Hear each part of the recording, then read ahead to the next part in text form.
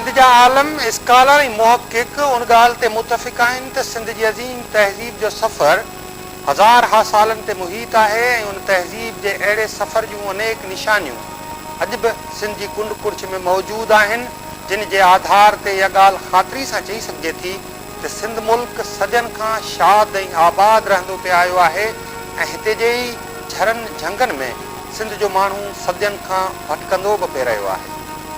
सिंध जे सेवण शहर बाबति बि ए रिवायतूं ऐं तारीख़ी हक़ीक़तूं साम्हूं अचनि थियूं त सिंध जा जेके बिना आगाटा शहर हींअर हिते आबाद आहिनि, तिन मां सेवण सभिनी खां आगाटो आहे। सिंध जो हीउ शहर हिकु अहिड़े हंध ते वाक़िअ आहे जो हुनजे हिकु पासे खां जबल आहे त ॿिए पासे खां वरी दरियाउ।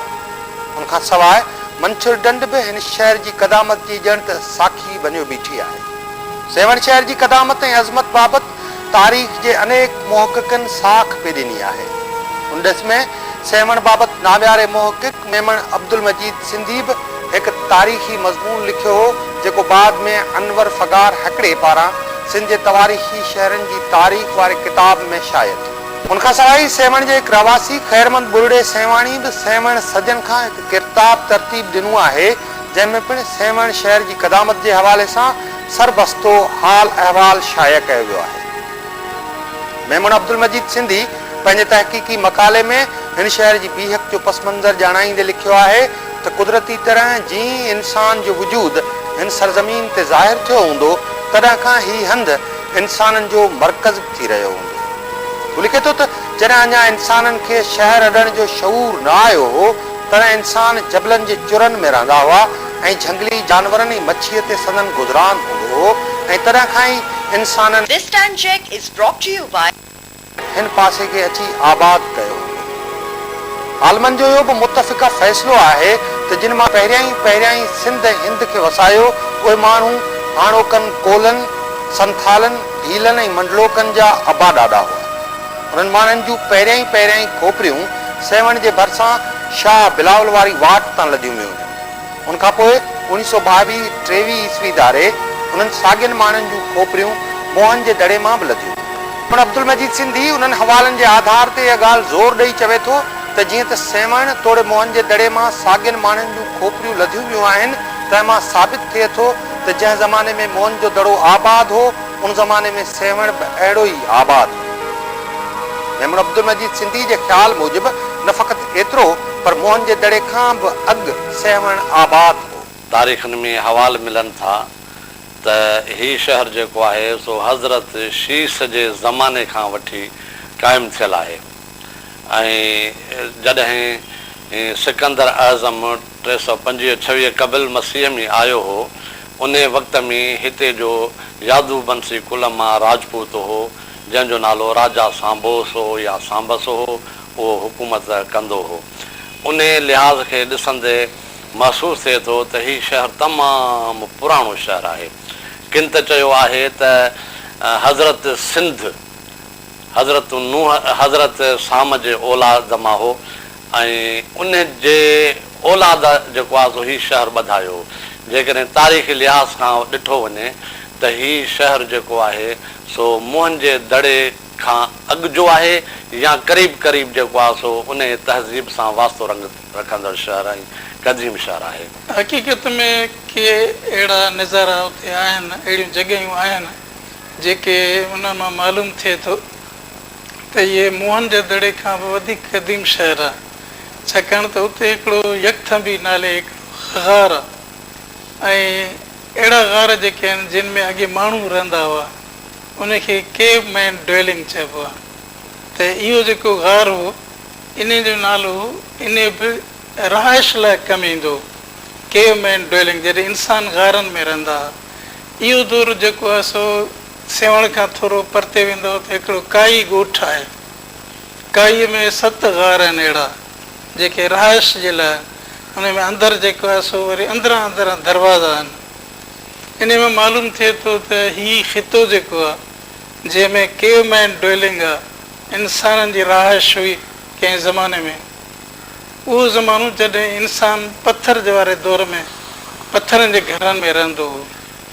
थी सघे थो त इहो हज़रत आद ऐं समूद वारो दौरु, हज़रत सालेह वारो दौरु, इन नबियुनि जे ज़माने में माण्हू जेके आहिनि से गारनि में रहंदा हुआ। इन करे अलाह साईं क़ुर शरीफ़ में उन्हनि खे चयो त तव्हां पथरनि खे कटे एॾा मज़बूत घर छो था ठाहियो, छा तव्हांखे हमेशह हिते रहणो आहे?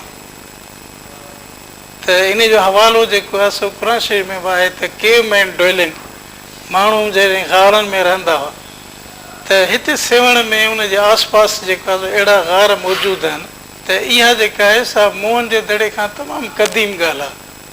मोहन जो दड़ो त 5000 साल पुराणो आहे, पर हीअ जेको केवमैन ड्वेलिंग आहे इहा सिंध में जेको आहे सो ॿिए कंहिं बि जाइ ते कोन्हे, इहा सिर्फ़ु सेवण में आहे। जेसि ताईं सेवण जो जे क़दामत जो सुवालु आहे या जेका सेवण जी जेका क़दीम हैसियत हुई उहो सुवालु आहे त पोइ इन सिलसिले में मां इहो चवंदुसि त हीअ हिते जेके आबादी हुई सा पथर जे दौर जे ज़माने जी आबादी हुई ऐं उन जा आसार मिलिया आहिनि।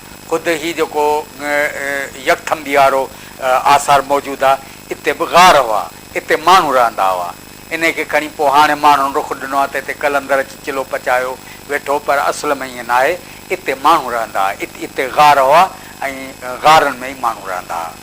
सिंध सेवण वारे इलाइक़े जी क़दामत जे हवाले सां आसार क़दीमा जे माहिरनि जो रायो आहे त सिंध सभ खां पहिरीं प्राचीन तहज़ीब जो मर्कज़ सेवण वारो पासो हो। उन हवाले सां जनरल कंघाम लिखियो आहे त सेवण निहायती सणाए हंध हिकु धार उतां ई टकरीअ ते आहे ऐं मंछर ढंढ हुन जे बगल में बीठी आहे, जंहिंजो पाणी अॻे सेवण जे भितियुनि ताईं अची पहुचंदो हो, जंहिं करे पाणी ऐं खाधे पीते जे संज सिंध जे पहिरियनि रहाकुनि जो ध्यानु ज़रूरु अवल इन ई पासे छिकायो हो। मौलाना हकीम फ़तेह मोहम्मद सेवाणी मरहूम ऐं ग़ुलाम अली आज़ाद बलगरामी जे लिखड़नि मां बि इहो मालूम थिए थो त दरिया सेवण खे बिल्कुलु वेझो हो, यानी जनरल कंघाम जे बयान जी तस्दीक थिए थी त अॻे दरिया सेवण खे तमामु वेझो हूंदो हो। काके भेरूमल जो बि रायो आहे त सॼी सिंध मां अवल सेवण वारो पासो वसियो हो। हू लिखे थो त क़दीम में क़दीम सिंधियुनि जा माॻ जेकॾहिं ॻोल्हणा हुजनि त सिंध जे उलहंदे तरफ़ वारनि जबलनि जी क़तार ऐं सेवण ऐं लाड़काणे तरफ़ उहे हंध जेके सिंधू नदी ऐं उलहंदे नारे खे वेझा आहिनि से ख़ासि करे सेवण ऐं लकी वारो पासो ॻोल्हे जो सिंध जी क़दीम सभ्यता जो पतो उतां ई पवणो आहे। सेवण जे तमामु क़दीम ज़माने में आबाद हुजण जो ॿियो बि हिकु सबूत मिले थो।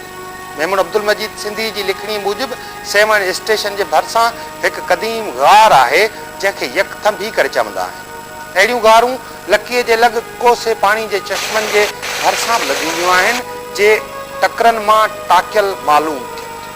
उन्हनि जो ज़िक्र डॉक्टर विल्सन कज़न्स, काके भेरूमल ऐं दवारका प्रसाद शर्मा बि कयो आहे। उन सभिनी मुहक़क़नि जो इहो रायो आहे त अॻे इन्हनि गारनि में माण्हू रहंदा हुआ।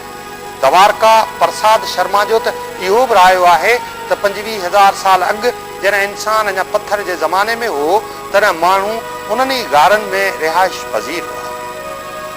सेवण जे पासे जो तमामु क़दीम ज़माने में आबाद हुजण जो ॿियो सबूत बि आहे। लकीअ जे चश्मनि जे भरिसां केतिरियूं ई पुराणियूं क़बरूं पत्थर जूं जुड़ियल बीठियूं आहिनि जेके हाणे त बर्बादी जे वर चढ़ी वियूं आहिनि, पर मेमून अब्दुल मजीद सिंधी जी लिखणी मूजिबि उहे क़बरूं 15 खां 20 फुट डिघियूं ऐं 8-9 फुट वेकरियूं हूंदियूं हुयूं ऐं उहे क़बरूं अटकल 2 फुट ऊचियूं हुयूं जिन ते निहायत सुहिणी चिटसाली थियल हूंदी हुई। अहिड़ियूं क़बरूं कराची जे मंगे पीर जे परियां शाह बिलावल वारी वाट तां ऐं कराची कोटड़ी खां फिरी सेवण ॾांहुं वेंदड़ रस्ते ते बि मिलियूं आहिनि। उहे क़बरूं आमतौर काफ़रनि जे क़बरनि जे नाले सां मशहूरु आहिनि छाकाणि त उहे क़बरूं मुस्लमाननि जूं न आहिनि। उहे क़बरूं तमामु आगाटे ज़माने जूं आहिनि जॾहिं अञा मुर्दनि खे पूरण जो रवाज हो ऐं साड़ण जो रवाज घणो पोइ पियो। सर बार्टल फ्रेयर जंहिंजे नाले सां कराची में फ्रेयर रोड ऐं फ्रेयर हॉल बि आहे त 1851 ईस्वीअ में उन्हनि तारीख़ खां अॻु वारे ज़माने जे क़बरनि जो बयानु रॉयल एशियाटिक सोसाइटी जे जर्नल में छापियो। हेनरी कज़न्स जेको अॻे आसार क़दीमा खाते जो सुप्रीडेंट हो ऐं जंहिं 1910 ईस्वीअ में सिंध अची मीरपुर ख़ासि तरफ़ काहूअ जे दड़े जे खोटाई कई हुई त पंहिंजे किताब एंटीक्विटीज़ ऑफ सिंध में सर बार्टल फ्रेयर ऐं ॿियनि आलमनि जे रिपोर्टनि जी मदद सां उन्हनि गारनि ऐं क़बरनि जी क़दामत ते रोशनी विधी आहे। दवारका प्रसाद शर्मा प्राचीन सिंधू सभ्यता जो निज़ारो में ऐं काके भेरूमल क़दीम सिंध किताब में बि इन्हनि क़बरनि जो अहवाल ॾिनो आहे। उन्हनि क़बरनि बाबति सभिनी मुहक़क़नि जो इहो ई रायो आहे त उहे तारीख़ खां अॻु वारे दौर जूं क़बरूं आहिनि। हिते जेको तारीख़ी वधि में वधि असां वटि जेको अथटिंग सबूत आहे, जेको वॾो तारीख़ी हवाले सां, उहो आहे यकथंबी जो गार। जंहिं गार में जेकॾहिं असां वञी हींअर ॾिसंदासीं, हींअर हुन जे लाइ मुख़्तलिफ़ ॻाल्हियूं आहिनि, मुख़्तलिफ़ हिकिड़े क़िस्म जा सिलसिला आहिनि, मुख़्तलिफ़ कहावतूं ॿुधाई थियूं वञनि, पर मुंहिंजो ज़ाती ख़्यालु आहे त हीउ उहो उन टाइम जो गौर आहे जॾहिं गार आहे, जॾहिं इंसानु गार में रहंदो हो, पंहिंजी ज़िंदगी गार में गुज़ारींदो हो। इहो ई हिकिड़ो असांजे सेवण जी क़दामत जो वॾो मिसाल आहे असांजे लाइ, त सेवण एतिरो क़दीम आहे जॾहिं इंसानु गार में रहंदो हो। इहो ई असां वटि हिकिड़ो वॾो सबूत आहे। ऐं सम्झां थो त हिते जी जेका ॿियो क़दीम बाग़ मुंहिंजे नज़र में आहे, उहो आहे दरगाह छुटो उमरानी, जेको कलंदर लाल शहबाज़ खां बि अॻु में जो आयल आहे। तक़रीबन असांजा काफ़ी आलम त मुतफ़िक़ आहिनि त 5वीं सदी हिजरीअ में जेको आहे सो पाण आया आहिनि। इहो बि क़ब्रिस्तान जेकर असां वञी ॾिसंदासीं, हुनजे आसपास जेके तुरबतूं आहिनि उन्हनि जी थोरी चङी तरह जांच कंदासीं त उहो बि असांखे उते क़दीम तुरबतूं मिलनि थियूं। ऐं त हाणे वेझड़ाई में जॾहिं विया त उते 135 हिजरी जे हवाले सां मूंखे हिकिड़ो पथर जी तुरबत नज़र आई आहे, त मां सम्झां थो इहो बि हिकिड़ो क़दीम बाग़ आहे, क़दीम क़ब्रिस्तान आहे, जंहिं ते बि कमु थियणु खपे। छुटे अमराणीअ जेको मक़बरो आहे, उन जे साम्हूं जेके बि क़बरूं आहिनि, उहे सभु जेके आहिनि से हिस्टोरिकल आहिनि, तारीख़ी क़बरूं आहिनि। उन्हनि ते तव्हां जेकॾहिं कुतुबा पढ़ंदव त उहे सभु जेका आहे सो अरबीअ में लिखियल आहिनि, ऐं कूफिक लैंग्वेज जेका आहे, उहो स्क्रिप्ट जेको आहे सो कूफिक उन में इस्तेमालु थियल आहे।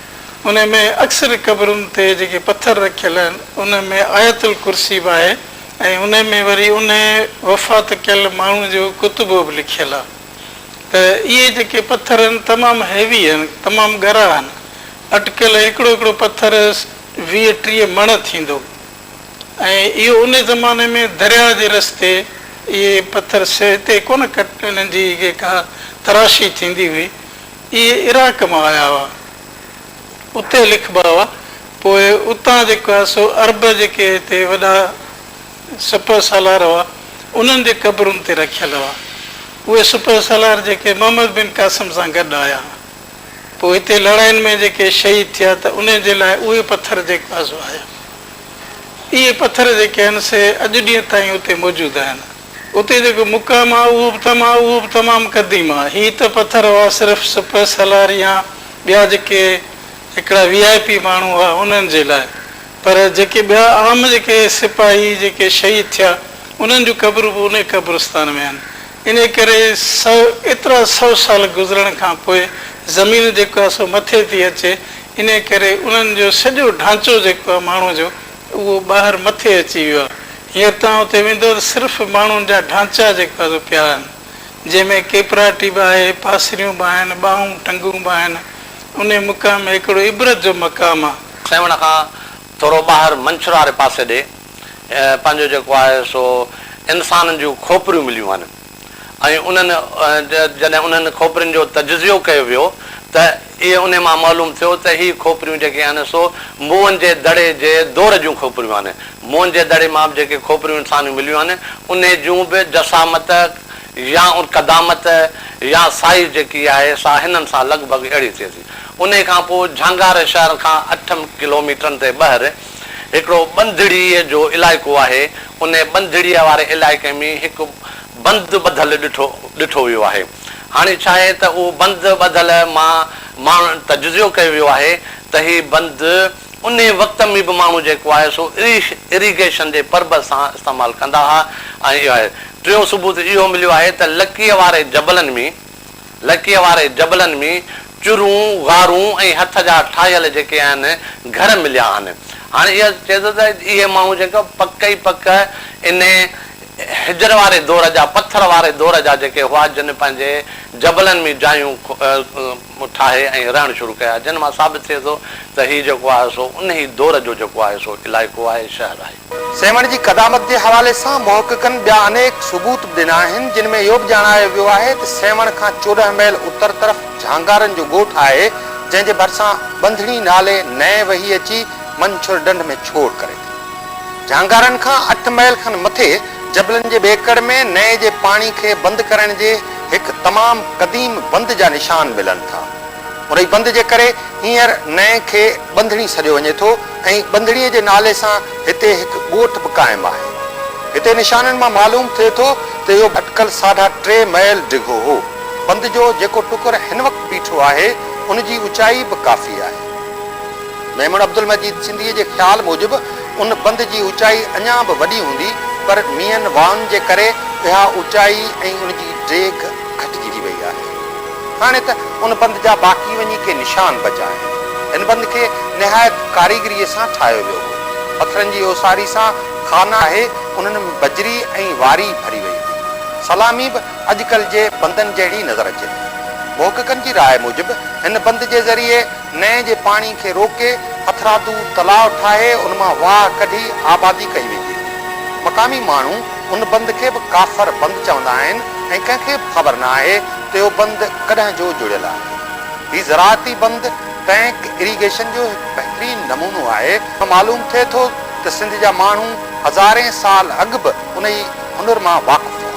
मेमन अब्दुल मजीद सिंधी उन बंद जे पस मंज़र में पंहिंजी राय बीहारींदे चवे थो त उन बंद जी मौजूदगी मां इहो ख़्याल बि ग़लति साबित थिए थो जेको काके भेरूमल तोड़े ॿियनि आलमनि ॾेखारियो आहे त सिंधी फ़क़ति दरिया जे ॿोॾ या उथल वारे पाणी ते आबादी कंदा हुआ।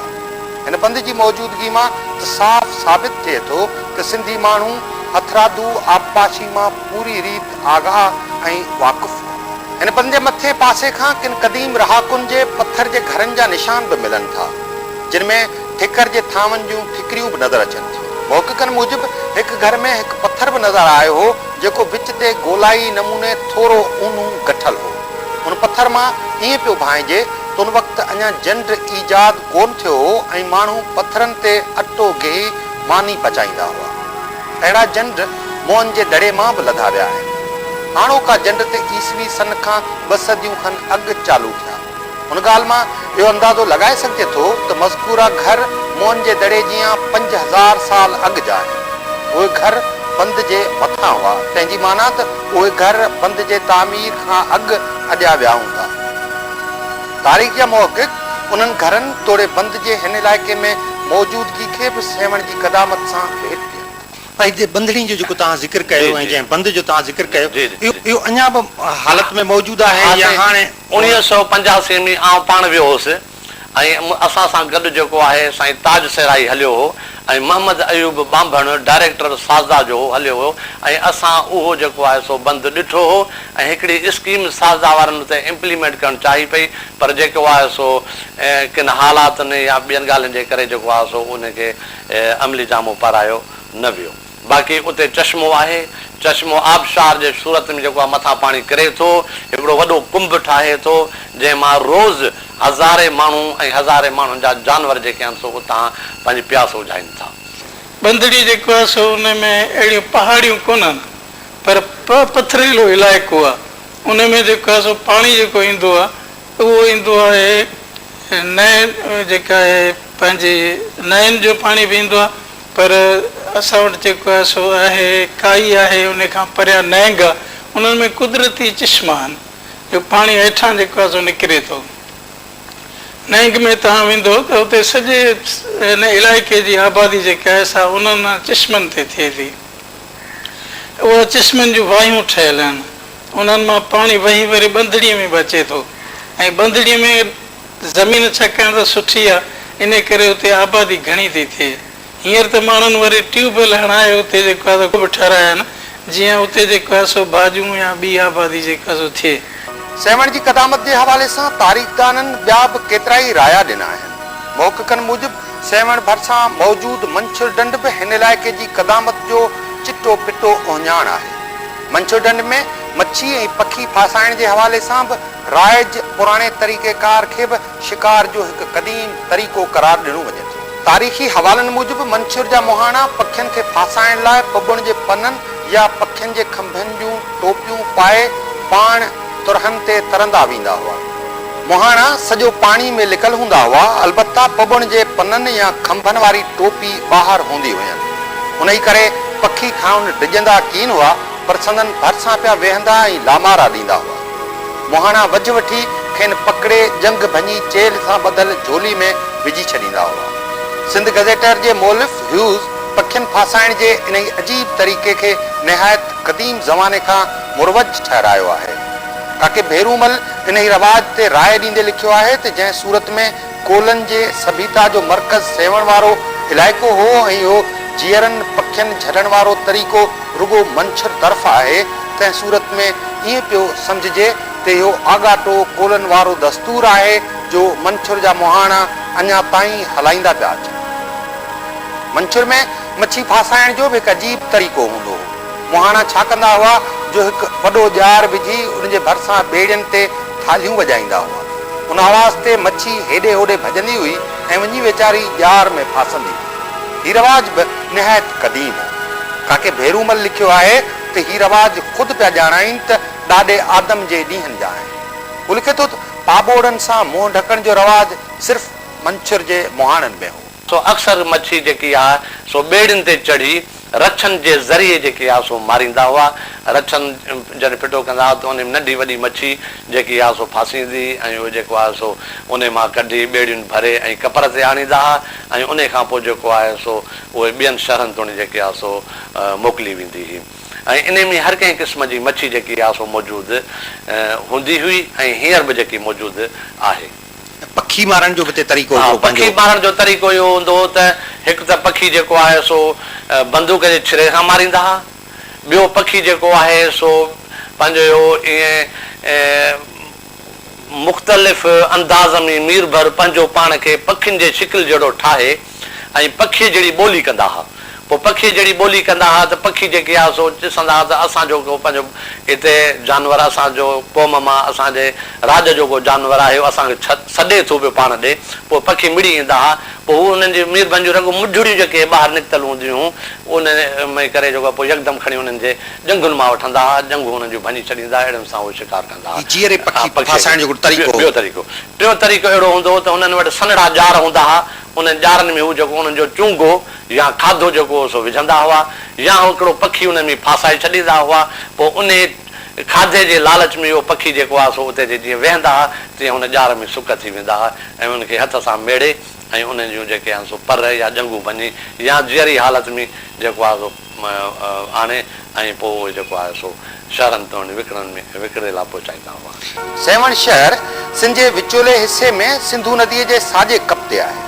पीएच जे लिहाज़ सां सेवण शहर 26.26 डिग्री उत्तर वेकराई फाक ऐं 67.50 डिग्री ओभर डिघाई फाक ते वाक़िअ आहे। हीउ शहर कराची खां उत्तर ओभर में अटकल 180 मैलनि ऐं दादूअ खां ओलह ॾखिण में अटकल 30 मैलनि जे मुफ़ासिले ते वाक़िअ आहे। अॻे हीउ शहर दादू ज़िले जे हदनि में हो, पर जनरल परवेज़ मुशर्रफ पारां मुतारिफ़ करायल ज़िले हुकूमतनि वारे दौर में हिन शहर खे दादू ज़िले मां टोड़े जामशरे जे नए ज़िले जे हवाले कयो वियो। हीउ शहर हिन वक़्तु खुश्की, रेल, दरियाई ऐं हवाई रस्ते सां मुल्क जे मुख्य शहरनि सां ॻंढियल आहे। हिन वक़्तु हिन शहर जी पखेड़ अटकल 80 चौरस मैलनि में आहे, जंहिंमें लॻभॻि 3 लख माण्हू रहनि।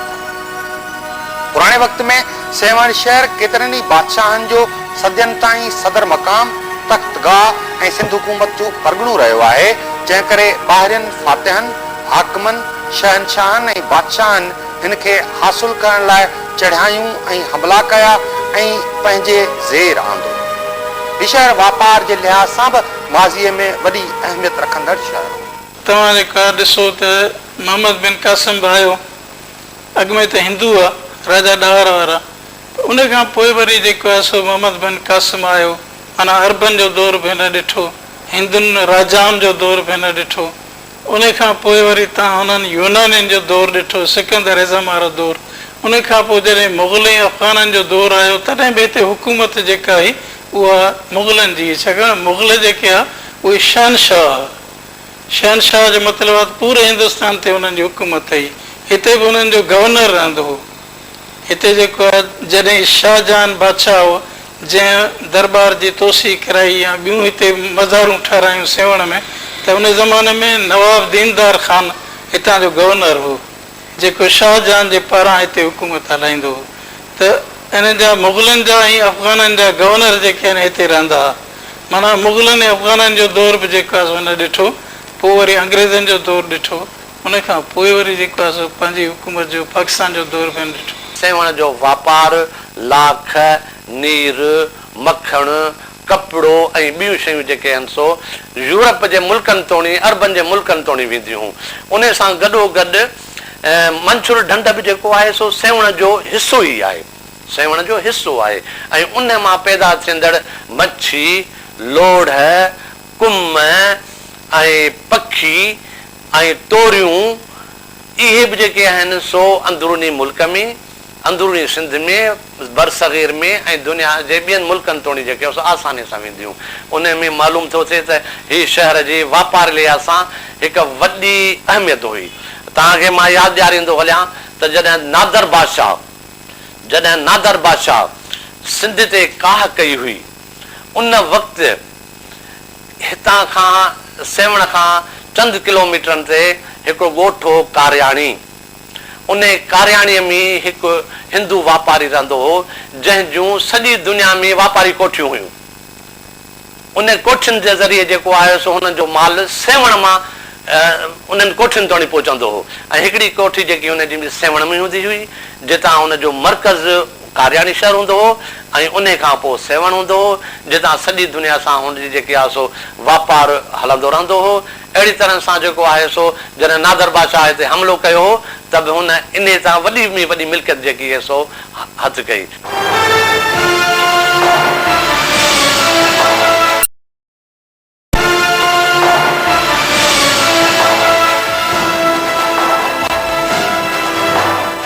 सेवण शहर के नाले बाबति तारीख़ में अनेक तज़ाद ॾिसण में अचनि था। तारीख़ी हक़ीक़तूं ॿुधाइनि थियूं त हीउ शहर दरावड़नि जे ॾींहनि में आबाद ऐं वसंदड़ शहर हो। दरावड़नि जे हूंदे आर्या आया, जिन दरावड़नि सां जंगियूं जोटे मुल्क ते कब्ज़ो कयो हो ऐं दरावड़नि खे महकूम बनायो। हुननि बि अचण खां पोइ हिन शहर खे वसायो। शहर जो हाणोको नालो सेवण बि आर्यनि जे ॾिनल नाले जी बिगड़ियल बनावत आहे। ऋग्वेद मां मालूम थिए थो त क़दीम आर्या 5 मुख्य ख़ानदाननि में विरहायल हुआ। उन्हनि मां हिकिड़ा परओ, ॿिया अनओ, टियां दरहो, चोथां यदओ ऐं 5 तरसओ हुआ। अनओ आर्यनि मां ऋग्वेद वारे ज़माने में उहे परशनी यानी रावी नदीअ जे किनारे ते रहंदा हुआ। उन ई पासे हू जंहिं हंधि ॼावा निपना सो हंधि संदन नाले पुठियां शिवपुर, शिवी या सिबी सॾिबो हो ऐं हाणे शोरकोट थो सॾे। डॉक्टर सिमथ लिखियो आहे त ज़िले झंग जो शोरकोट सिबी सूबे जो गादी वारो हंधि हो। मोहक़िक़नि मूजिबि बुद्ध धर्म जे मंदर मां लधल ट्रामे जे हिकु वॾे ठांव ते उकिरियल हिकु क़दीम तहरीर मां जा संबत 83 बराबरि 402 जी आहे त मां साबित थिए थो त उन ई शहर जो क़दीम नालो सिबी ऐं शिवपुर हो। उन्हनि शिवी आर्यनि पोइ सॼो पंजाब ऐं ईरान जो कुझु हिसो बि पंहिंजे कब्ज़े में कयो। पुराणनि में ॼाणायल आहे त उन्हनि सिंध बि फतह कई हुई। उन हवाले सां बैनर्जी लिखियो आहे त ईरान वारो जेको पासो उन्हनि हथु कयो सो संदन नाले पुठियां शिव आस्थान सजण में आयो ऐं इहो उचार बिगड़जी सिबिस्तान ऐं सीस्तान थियो। सिंध में जंहिं हंधि उहे आर्या पंहिंजो माॻ जोड़े वेठा सो हंधि बि संदन नाले पुठियां शिवस्थान कोटजण में आयो, जंहिंजो उचार पोइ बिगड़जी सेविस्तान ऐं सहवान थियो ऐं हाणे सेवण सॾिजे थो। शिव हिंदुनि जो देवता बि आहे। उन ई करे हीउ बि मुमकिन आहे त उते शिव जे पूॼारियुनि जो हिकु वॾो मंदरु हुजे, छाकाणि जो विरहाङे खां अॻु वारे ज़माने ताईं लकीअ जे चश्मनि वटि शिव जो मंदरु हो, जिते हर साल शिव जो ज़बरदस्त मेलो लॻंदो। हाणे बि उते 2 नंढनि मंदरनि जा निशान ज़रूरु आहिनि। उनखां सवाइ मंसूर जे परिएं किनारे ते गाजी शाह ते अॼु ताईं शिव या शिव जो मेलो लॻंदो आहे, जंहिंमें हज़ारनि जे तादाद में मुस्लमान शरीक थियनि था। हीउ मेलो बि हिंदुनि जे शिव जे मेले जो यादगार आहे, जेको हींअर मुस्लमान लॻाईंदा पिया अचनि। उहे मेला साबित कनि था त क़दीम ज़माने में हीउ पासो शिव जे पूॼारियुनि जो मर्कज़ हो, जे पाण खे शिवी आर्या सॾाईंदा हुआ। मेमून अब्दुल मजीद सिंधी उन हवाले सां राय बि हारे थो त उहे आर्या जेके पंहिंजे वॾे ॾाॾे जे नाले पुठियां शिवी आर्या सॾिबा हुआ, से शिव देवता जा बि पूॼारी हुआ। उहे सेवण ऐं उनजी पसगिरदाई में रहंदा हुआ ऐं सेवण खे इहो नालो उन्हनि ॾिनो। मक़ामी माण्हू अॼु बि शिव जे मेले खे शिव जो मेलो सॾींदा आहिनि। इहा रिवायत ज़ाहिर करे थी त शिव आस्थान बदिलजी सवास्थान या सेवस्थान थियो, जो हींअर सेवण सॾिजे थो। तारीख़ी लिहाज़ खां इन सेवन शहर ते मुख़्तलिफ़ दौरनि में मुख़्तलिफ़ ज़माननि में इन जा नाला में मटिबा रहिया आहिनि। जीअं हाणे मिसाल जे तौरु जॾहिं आर्या हिंदुस्तान में पाक हिंद में आया, बर सगीर में आया, त उन्हनि जे वक़्त में हिन जो नालो आर्यनि जे ज़माने में, उन्हनि जे वक़्त में हिन जो ज़मानो शबिस्तान बि रहियो आहे ऐं उन खां पोइ जेको आहे सो शिविस्तान बि रहियो आहे, सीस्तान बि रहियो आहे। त हाणे आर्या जॾहिं आया त आर्यनि जी जेका आहे पीरियड आहे, ज़मानो आहे, उहो बि घटि में घटि हज़रत ईसा जे ज़माने खां क़बल मसीह 4000 साल क़बल मसीह आहे। माना हज़रत ईसा जे अचण खां बि अॻु में आर्यनि जो हिते यानी वजूद हो ऐं आर्या हिंदुस्तान में बर सगीर में हुआ। ऐं उन्हनि खां पोइ उन्हनि जे ज़माने में इन्हनि नालनि खां पोइ हिन शहर में उहे आया, पंहिंजो जेको उन्हनि जी हाकिमियत हुई उहो राज हो, त उन्हनि जा राजा हुआ। छाकाणि जो आर्या मुस्लमान बि हुआ कोन, हिंदू हुआ ऐं ॿुध बि हुआ उन्हनि में। त उन्हनि जो जेको राज हो, उन राज में सेवनि खे उन्हनि हिते तरक़ी वठाई ऐं कोशिशि कई त हीउ शहर जेतिरो आसूदो आहे, ख़ुशहाल आहे, उन वक़्त में ख़ुशहाली जे करे ई हिन शहर ते उहे आया ऐं अची पंहिंजो दबदबो क़ाइमु कयूं।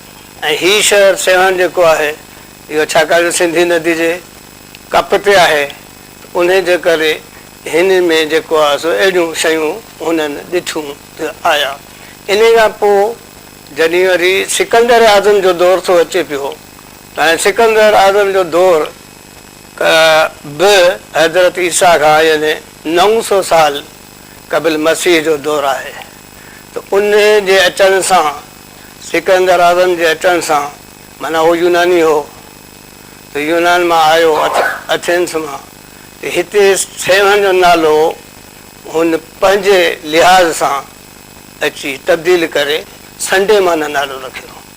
संडे माना त संडे माना नालो रखियईं। हिते यानी रहाइश अख़्तियार कई, उनजी फ़ौज बि हुई ऐं सिकंदर आज़म पंहिंजे निशानी तौरु, हिकिड़ो यादगार तौरु सेवन जो जेको क़िलो आहे, जंहिंखे असां कोट बि चऊं था या सेवन जो हिनखे काफ़र क़िलो बि चऊं था, त इहो उन तामीर करायो। वरी सिकंदर आज़म जे दौर खां पोइ वरी दौरु अचे थो, कुझु वक़्तु ईरानियनि जो बि हिंदुस्तान ते ऐं हिन बर सगीर ते असरु रहियो ऐं उन्हनि नालो वरी संडे माने मां मटाए हिन जो नालो, सेवन जो नालो ॾिनो सेविस्तान। ईरानियनि जो नालो सेविस्तान काफ़ी मशहूरु ऐं सॼी दुनिया में मक़बूल रहियो। उन खां पोइ वरी जॾहिं अचनि था पिया अंग्रेज़ या यूरोपी, त उन्हनि वरी छाकाणि जो हीउ दौरु जेको आहे सो मटिबो आयो ऐं इन खां अॻु में मोहम्मद बिन कासिम मुस्लमान बादशाह जॾहिं 712 ईस्वी में हिते आयो, त उन वरी इहो नालो बि चेंज करे, तब्दील करे ऐं पंहिंजो नालो हिते ॾिनो। त उन्हनि पंहिंजो अर्बन बि पंहिंजे नाले सां हिनखे शाहवान, सेवान ऐं सेवान इन नालनि सां सेवन खे सॼो ऐं मशहूरु कयो। मुख़्तलिफ़ क़िस्मनि जूं मुख़्तलिफ़ वक़्तनि में जंगियूं बि लॻंदियूं आहियूं, घटि वधायूं बि थियूं, सेवन लाहा टाढ़ा बि ॾिठा। इन हिसाब सां जेको आहे सो उन्हनि जेको आहे सो इहो तब्दील थींदो आयो। इन खां पोइ अॻिते हली वरी जॾहिं यूरोपी बि असां वटि आया, हिते अंग्रेज़ आया, त उन्हनि वरी इन्हनि नालनि खे थोरो घणो मतिलबु चेंज करे, हर हुकूमत चाहींदा त मुंहिंजे वक़्त में कुझु न कुझु तब्दीली हुजे ऐं उहा तब्दीली आवाम जे लाइ, फ़ाइदे लाइ ऐं सहूलियत लाइ हूंदी आहे। त हुन हिन जो नालो, सेवन जो नालो सहवान रखियो। हिकिड़ा ॿ इलाइक़ा हुआ जिन में जेके दरियाउनि जे किनारनि ते आबाद आहे। सिंध बि जेका दरिया जे सिंधु दरिया जे किनारे ते हुई ऐं हिंद जेका आहे उहा बि वरी गंगा ऐं जमुना जे किनारनि ते आबाद हुई। त इहे आबाद इलाइक़ा सिंध ऐं हिंद, हाणे इन में जेके माण्हू रहंदा उन्हनि जो मज़हब हिंदू हूंदो।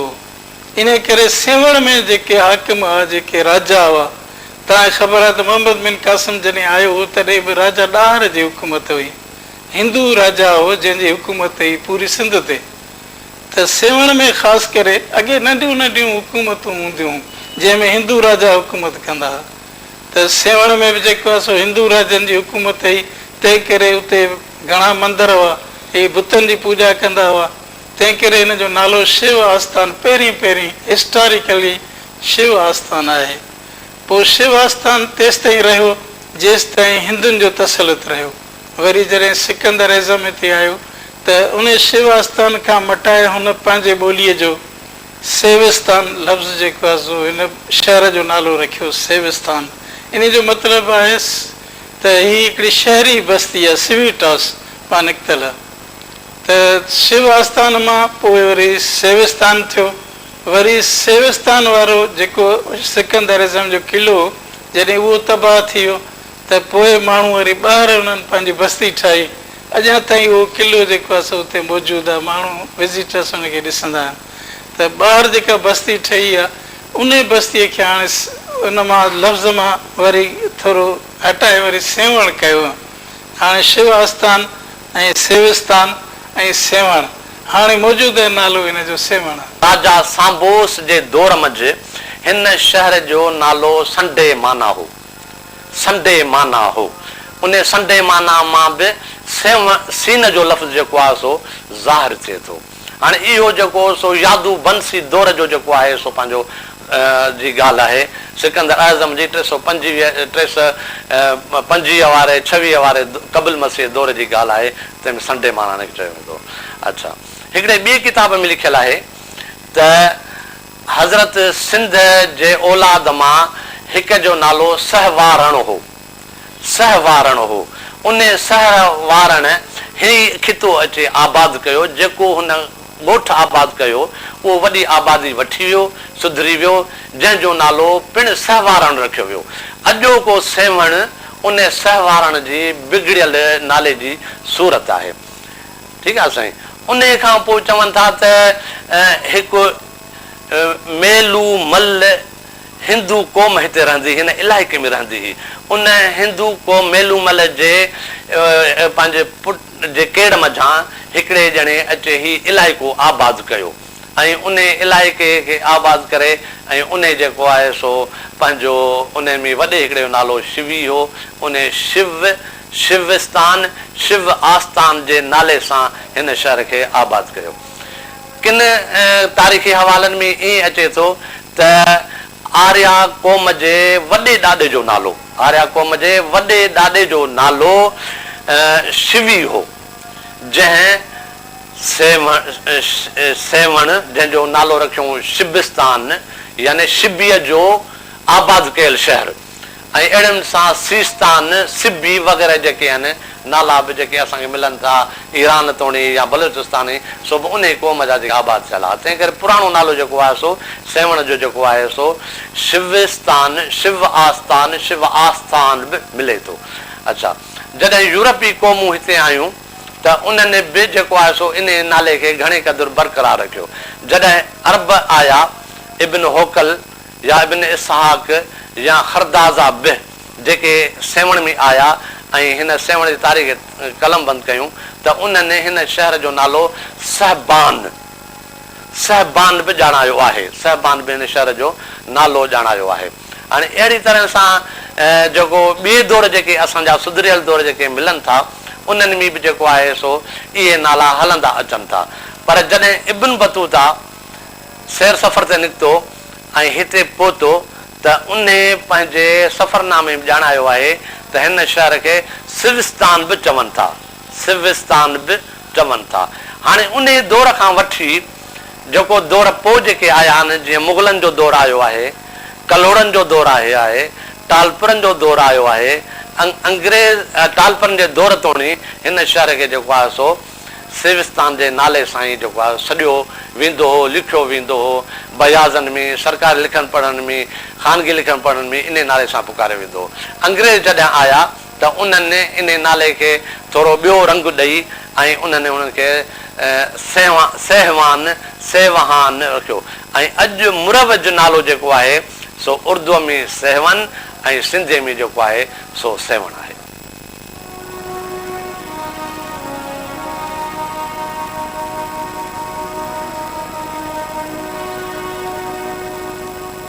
सेवण वारो इलाइक़ो जिते क़दीम आसारनि जो उञाण ॾिए थो, उते ई सेवण जे किले जी क़दामत बि माण्हूअ खे पाण ॾांहुं हर वक़्तु मुतवजह कंदी नज़र पई ईंदी आहे।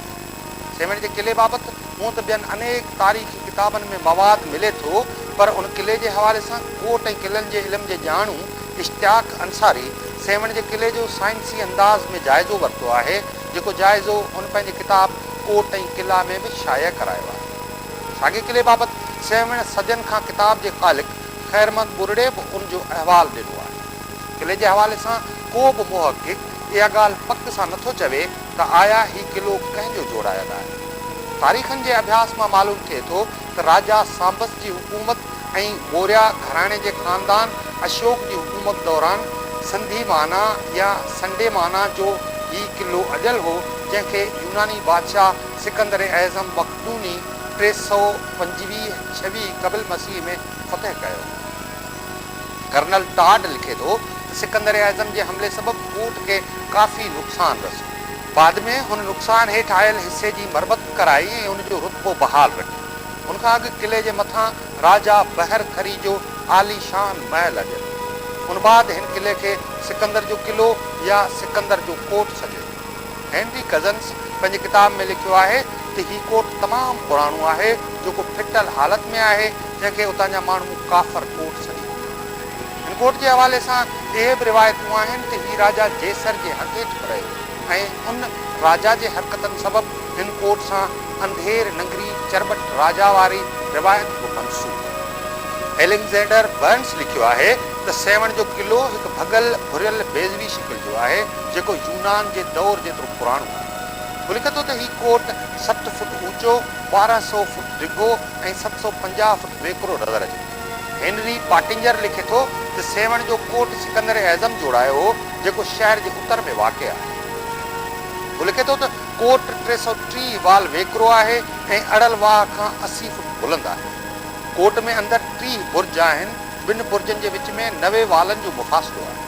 19वीं सदी जी शुरूआत में शेख अबुल बरकात जी निगरानी में सेवण जे किले जी तहक़ीक़ात लाइ माहिरनि जो हिकु वफ़द आयो हो, जंहिंखे किले जे आसारनि मां कतबो बि हथु लॻो हो, जंहिं ते राजा भरथरी नालो लिखियो। अमूमन चए थो त जेको आहे इहो सिकंदर आज़म जी कैंप हुई। हाणे तव्हां अंदाज़ो कयो सिकंदर आज़म तक़रीबन 325 क़बीले मसीह में ते आयो आहे ऐं उन सां गॾु जेके राइटर्स आहिनि जिन तारीख़ूं लिखियूं आहिनि, जीअं एरियन आहे या नेरकस आहे या हिननि जेके बि आहे, उन्हनि हिकिड़े शहर जो नालो खयो आहे बार बार। जीअं हाणे हिते सिकंदर आज़म आयो आहे, पहिरियों हुन मोसिकानोस जेको चवनि था उते फ़तह कई अथई।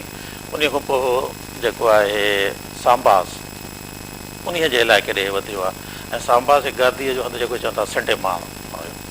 त घणनि जो ख़्यालु इहो आहे त जेको मोसिकानोस हुयो उहो अरोड़ हुयो ऐं संडे माण्हू जेको आहे उहो सेवाणी हुयो। त घणनि जो ख़्यालु इहो आहे त इहो सिकंदर आज़म उते मोसिकानोस खे फ़तह करण खां पोइ संडे माण्हू आयो आहे, उते जो फ़तह कयो आहे। इहा तारीख़ यानी रिटन तारीख़ असांखे इहा थी ॿुधाए। पर जेका ताज़ी आर्कियोलॉजिकल एविडेंस आहिनि, ख़ासि तौर ते हिकिड़ी फ्रांसी माई मैडम मोनेक, उन हिन ते तक़रीबन 1996 खां वठी 2000 साल 2000 ताईं कमु कयो आहे। उन तक़रीबन हिन जी इहा सम्झो त 20 मीटर हेठि ताईं हुनजी खुटाई कई आहे ऐं हुन जा हिकिड़ा 8 तह ज़ाहिर कया आहिनि ऐं पहिरियां जेके 3 तह आहिनि उहे असांजे अरब अचण खां अॻु जा आहिनि, बाक़ी जे पोयां जेके 5 तह आहिनि उहे असांजे अरबनि जे दौर खां पोइ जा, जंहिंमें अरबून अची विया, तुर्खान अची विया, वेंदे 18वीं सदी ईस्वी ताईं। हाणे हुनजी जेका ताज़ी रिसर्च आहे त उहा इहा थी चए त सिकंदर जो आज़म जो इहो कोट ई न आहे, जेको असां आमदी बि उनखे मंसूब था कंदे सिकंदर जो कोट या थी अचे हुन वांढई या कैम्प कई, उहा थी चए त इहो न आहे। छो जो हेठि ताईं उहे विया आहिनि, एॾो जेसि ताईं पाणी हुननि खे डिस्टर्ब कंदो रहियो आहे, पोइ हुननि उतां जेको ठिकराटो, जेके सिक्का या जेके ॿिया आर्टिफैक्ट्स लधा आहिनि, उन आधार ते उहो यानी यकीन सां चवंदा त इहो सिकंदर आज़म जो इहो कोट न आहे, जिते हुन ठारायो हुयो या हमिलो कयो हुयो या कैंप खे इहो को ॿियो हंधि आहे हिकिड़ो प्रूव थिए थी छो पहिरियों रिटर्न आहिनि पर जॾहिं आर्कियोलॉजिकल साइट्स असां एक्सप्लोर कयूं था त उहे ॼण साइंटिफिक आहिनि ऐं वधीक यानी क़ाबिल एतबार बि आहिनि पोइ उन्हनि में असांखे मुख़्तलिफ़ दौर जा जीअं हाणे तव्हांखे ॿुधायो त मोहम्मद बिन क़ासिम जो 711 ईस्वीअ खां वठी वेंदे 18वीं सदीअ ताईं उन उहे जेके आहिनि तह उहे 5 तह आहिनि उनखे मुख़्तलिफ़ उन्हनि वरी AECD में विरायो आहे त A में असांखे छा लधो, B में असांखे कहिड़ा थांव लधा, C में यानी एतिरे क़दुरु जो असांखे हितां ॿाहिरियां थांव बि मेसोपोटामिया जा बि थांव मिलिया, असांखे रोमनी थांव मिलिया, कालब जंहिंमें माना ठाहे उन में असां थांव रखूं था उहे असांखे मिलिया। माना असांखे जेकॾहिं सिंध जी थांवनि जी या जेका ठिकराटे जी असांखे स्टडी करणी आहे त इन खां वधीक सुठो हंधि असांखे साइट सिंध में नथी मिले। बहरहाल त सिकंदर आज़म जे हवाले सां जेको इहो चयो थो वञे पर आर्कियोलॉजिकल एविडेंस उन जी साबिती नथा अचनि। उन खां पोइ ज़ाहिर अरब आया, अरबनि जो वाक़ई असांखे उते मिले थो, अरब आया, उन खां पोइ सुमरनि जो दौरु आहे, सुमरनि खां पोइ अरगून आया, तुरखान आया, तौलक आया, वेंदे आख़िर ताईं असांखे कलोड़ा दौर ताईं इहे किले जो हवालु मिले थो। मियां नूरमंद कलोड़ो बि सेवण जॾहिं आयो आहे इन किले जो ज़िक्र असांखे मिले थो। हाणे मियां नूरमंद कलोड़े खां पोइ असांखे यानी जॾहिं अंग्रेज़नि फ़तेह कई आहे त असांखे कंहिं बि हिस्ट्रीअ में हिन जो ज़िक्र नथो मिले। त हाणे इहो असांजो जेको पीरियड आहे 100 या 100 साल जे विच में आहे, इन 100 साल जे विच में इहो किलो ख़तमु थी वियो आहे ऐं खंडर जे रूप वठी वियो आहे। हीउ जेको कोट आहे सेवण वारो उहो केतिरो पुराणो आहे ऐं इहो का तारीख़ में पक आहे त कंहिं ठारायो आहे कंहिं न ठारायो हो? इन साईं काफ़र किलो छॾींदा आहिनि, अञा ताईं बि उनजो नालो आहे काफ़र किलो। काफ़र किलो माना हिंदुनि जो ठहिरायल आहे। ऐं जॾहिं कलंदर शहबाज़ हिते आयो हो अॼु खां 700 साल या 800 साल अॻु में, तॾहिं त हुते हिकिड़ो बादशाह हो जंहिंजो राजा जेसर नालो हो। राजा जेसर जेको आहे हिनखे चरबट राजा चवंदा हुआ, छाकाणि हिकिड़ो वॾो ज़ालिम माण्हू हो जंहिंजी बि शादी थींदी त पहिरीं राति उहा कुंवार जेको आहे सो पाण वटि घुराईंदो हो। चवनि था त जॾहिं संदसि धीउ जी शादी थी त हुन धीउ खे पाण वटि घुराइण ते चाहियो त हुन जेको आहे सो अलाह साईं खां दुआ घुरी त मुंहिंजा मौला हाणे हिन बस्तीअ खे ख़तमु कर। पोइ इहा बस्ती ऊंधी थियल आहे। हींअर बि तव्हां ॾिसंदव त जायुनि जा जेके बुनियाद आहिनि उहे मथे आहिनि ऐं भितियूं जेके आहिनि से हेठि आहिनि। कुदरती जेके मुसीबतूं अचनि थियूं अलाह जे तरफ़ां उहे जेको आहे सो इन शहर ते बि आयल आहिनि। ऐं इहो पोइ जॾहिं उहो काफ़र किलो जेको आहे सो तबाह थी वियो त पोइ सिर्फ़ु मथां ई जाइ हुई ऐं अॻे माण्हू सभु मथां जाइनि ते वञी रहंदा हुआ, छाकाणि त ॿोॾ ईंदी, दरिया ईंदो त पाणी चढ़ंदो, ॿोॾियूं थी वेंदियूं। तंहिं करे सभु ॻोठ तव्हां इन पासे ॾिसंदव त दड़नि ते ठहियल आहिनि। त सिकंदर आज़म जॾहिं पंहिंजो किलो ठहिरायो त उन बि उन ई जाइ ते जिते उहो काफ़र किलो हो उते ई वरी पंहिंजो किलो ठहिरायो। लॻे थो त इहो किलो 2-3 दफ़ा तमीर थियो आहे। हिकिड़ो दफ़ो हिंदुनि ठहिरायो, वरी राजा जेसर वारे ज़माने में ठहियो, वरी जेको आहे सो सिकंदर आज़म जे दौर में बि इहो किलो ठहियो जेको अॼु ताईं जेको आहे सो आहे त उहो ख़तमु, पर माण्हू उनखे ॾिसणु वेंदा आहिनि। अंधेर नगरी चरबट राजा वारो जेको पहाको आहे जी सर, उहो हिन शहर सां की मनसूब आहे? सर इहो चरबट राजा हिकिड़ो तमामु ज़ालिम बादशाह हो। सेवन में हुन जे ज़ुल्म जी दास्तान त केतिरनि ई किताबनि में लिखियलु आहे। त उन मां वधि में वधि हुनजो ज़ुल्म जो दास्तान इहो ई असां चई सघूं था त हिकु ॿ मां कोट कंदुसि इन हवाले सां की उन में जेको माण्हू को ॾोह कंदो हो या खून कंदो हो त चवंदो हो हिनखे फांसी ॾेई छॾियो। हाणे उनखे फांसी ॾियण जे बदिरां हुनजा जेके वज़ीर बदिरां उन हथ में तमामु यानी बेईमानी, रिश्वत, करप्शन तमामु घणी। त उन माण्हू खां पैसा वैसा वठी रिश्वत वठी उन माण्हू जे बदिरां का मिसकिन फ़क़ीर खे जेको फांसी ॾेई, बादशाह चरबट खे फांसी ॾेई छॾी हुई। माने इहो एतिरो अंधेरो हो जो सही माण्हू खे छॾे करे ग़लति माण्हू खे फांसी बि ॾेई छॾींदा, बादशाह ख़ुशि फांसी अची अची हलो। ऐं ॿियो वरी हुनजो इहो आहे चरबट राजा तो, ऐं ख़ासि करे सेवन जे हवाले सां मशहूरु बि आहे ॻाल्हि त चरबट राजा, अंधेर नगरी टके सेर भाॼी टके सेर जे खाॼा इहो बि जेको आहे सो यानी सेवनि जे लिहाज़ सां हिकिड़े यानी पहाके जे तौर बि मशहूरु आहे ऐं तारीख़ी लिहाज़ सां बि मशहूरु आहे। चरबत राजा हुकुम करे छॾियो त सोन आहे त बि टके सेर, चांदी आहे त बि टके सेर, खाॼा आहिनि त बि टके सेर, भाॼी आहे त बि टके सेर। त हाणे इन खां वधीक कहिड़ो ज़ुल्म थी सघंदो माण्हुनि जे लाइ। हाणे उन वक़्त में टको जेको हो मूंखे पाण यादि आहे त अॻे टका हूंदा, आना बि हूंदा, उन खां पोइ पायली आधियो पोइ रुपयो थींदो। हर शइ माना हुन एतिरी करे छॾी जो शयुनि जी अहमियत ई ख़तमु करे छॾी। माना अहिड़ो अंधेरे ज़ुल्म हो हुन जे वक़्त में। हिन जूं भला के तारीख़ी हक़ीक़तूं आहिनि या हीअ सिर्फ़ु ॾंद कथा आहे?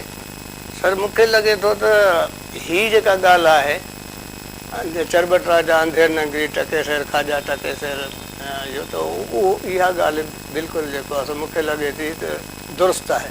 इहो तारीख़ी किताबनि में जेको किताबनि में इहो मज़कूर आहे। उन खां पोइ इन जे ज़ुल्म जे दास्तान जे करे त लाल कलंदर शाहबाज़ बि जेको आहे सो चरबट राजा खे यानी पसंदि न कयो।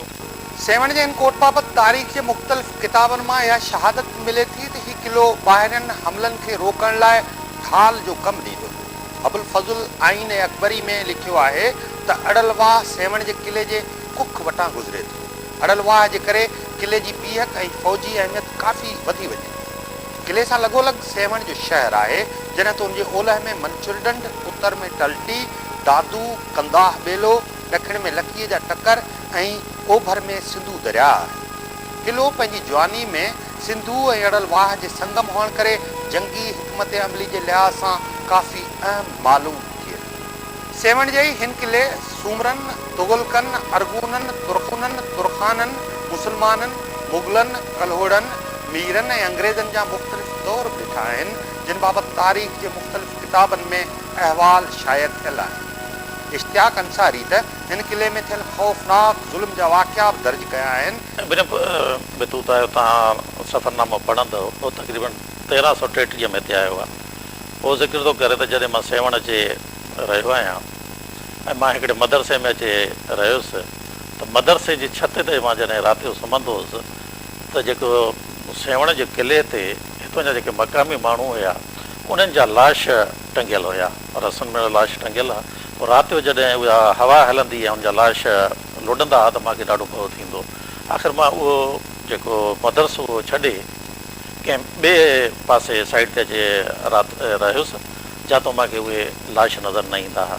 ॿियो उहो ई थो ॿुधाए त सेवण जे शहर जे विच में उन्हनि छा कयो हुओ जो मोहम्मद तौलक या तौलक दौर जी ॻाल्हि थो करे, उन्हनि जे माण्हुनि उते खोपरियुनि जो हिकिड़ो मीनार ठाहियो। जेके मक़ामी माण्हू आहे उनखे मारे उनजे खोपरियुनि जो हिकिड़ो मीनार ठाहियो हुई जेको बि आम माण्हूअ खे में हिरासमेंट पैदा करण लाइ इहो यानी ज़िक्र आहे असांखे इहो अमल कयो इब्न बतूता असांखे ॿुधाए थो। सेवण जे किले जी बि जेको ज़वाल जो सबबु आहे सो कलोड़नि जे तरफ़ां उनखे नज़रअंदाज़ करणु आहे। बाक़ी जंगी हवाले सां पुराणे ज़माने में क़दीम ज़माने में सेवण जे किले जी ख़ासि अहमियत हुई ऐं बाक़ाइदे जंगी हवाले सां बि उनजी ख़ासि अहमियत हुई। ऐं किले जे जेकर क़दीम क़दामत जे हवाले सां असां जेकर सम्झंदासीं त मुंहिंजे नज़र में त हिन जो जेको ऑफिशियली रिकॉर्ड में जेका शइ अचे पई उहा अचे पई कबिल मसीह खां सिकंदर आज़म जॾहिं हिनखे फतह कयो। पर आउं सम्झां थो त हीउ उन खां अॻु में जो जेको आहे ऐं आउं त वरी ईअं बि चवां थो त जेको आहे हिनखे असां ईअं बि सम्झी सघूं था ॻाल्हि खे त हीउ जेको आहे सो शुरू में जॾहिं खां इंसान पंहिंजे दिफ़ा जी ज़रूरत महसूसु कई उन टाइम खां वठी हितां जे माण्हुनि पोइ हाणे उहे थोरा हुआ या मुख़्तसर जी जेतिरी सघ हुई या उन खां पोइ हिन शहर हिन किले जी ज़रूरत महसूसु थी उन टाइम जो ई किलो आहे। काफ़र किलो आहे जंहिंखे असां सिकंदर आज़म जो किलो बि चऊं था।